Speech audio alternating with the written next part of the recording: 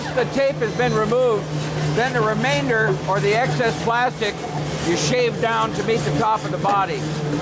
This is not a torturous operation, and we've got the rabbet cut to almost exactly the appropriate height for the plastic that we've glued into it. So cleanup is very, very easy.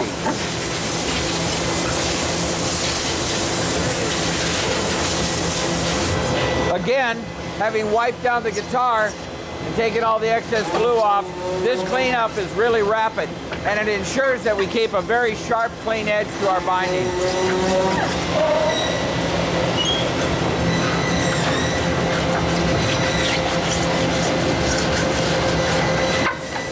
And basically here you can see that all we're removing is 1 or 2 thousandths of plastic, and we're not engaging the wood much at all. It's not our intent to change dimensions.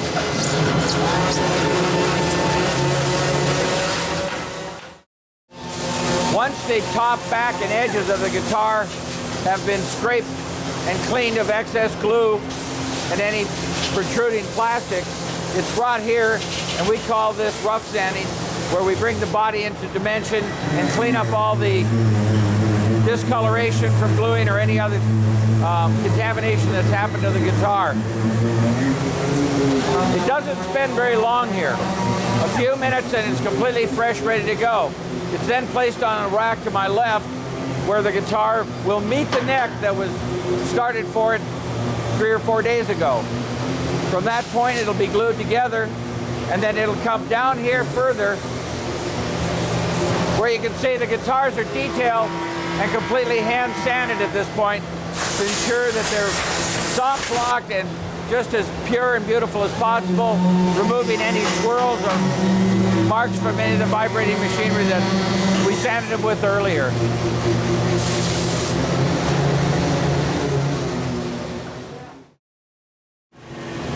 We're in the neck fit department. The way we insert a neck is we use a compound dovetail. I believe that not only traditionally is it the right thing to do, but it helps ensure the tonality of the guitar by giving a consistent fit and transfer of energy from the actual down pressure of the string that's applied all the way through the nut into the peg head and returns down through the back and sides. We have one continual loop of energy. This is where the accuracy of all the other operations matter the most. We brought the guitar from raw parts into a body and a neck. Both parts were delivered here either minutes or just a few hours ago at the earliest.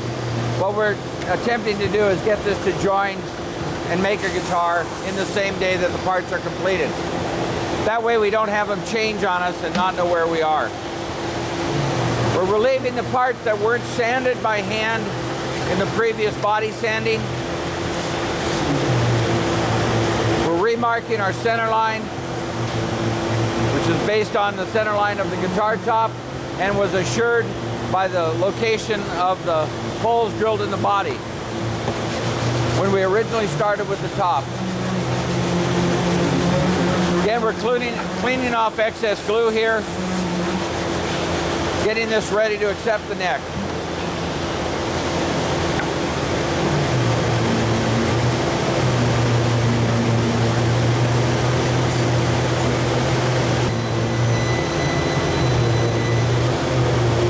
Once the body is prepped, then the neck is checked to get rid of any extra glue that may have squeezed out in the neck assembly process. And then we begin the dry fit of the neck.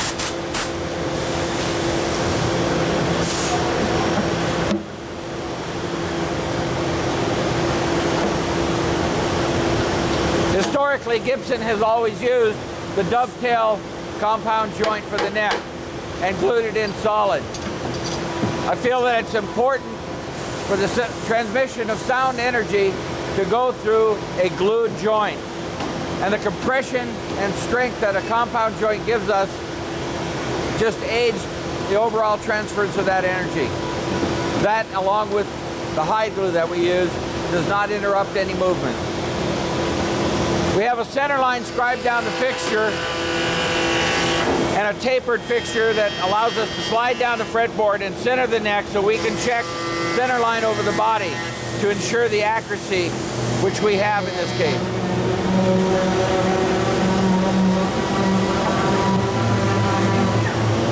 The next thing that we're going to check is the height of the fretboard action above the body. This is adjusted by pitching the neck up or down. It should come off the machine correct. If it requires a fraction of a movement up or down, that's done by the operator at his discretion to bring it into spec.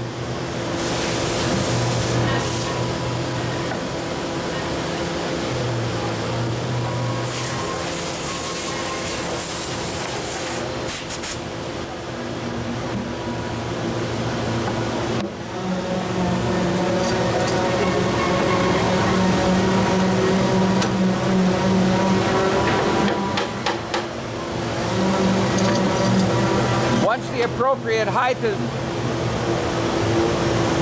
brought into spec, then the additional length of the heel will be cut off the guitar with the use of a disc sander.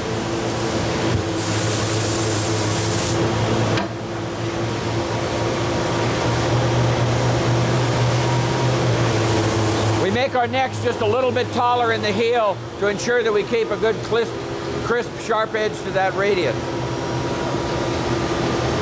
When the guitar neck is finally ready for glue, we use hide glue. Hide glue is probably the simplest and earliest form of glues. It transmits energy almost transparently, and that's what we're looking for. In addition, if we remove the 14th fret, we can insert a needle through the fretboard and inject steam into the pocket there, thereby releasing the neck should we need to either replace the neck or repair it sometime in the future.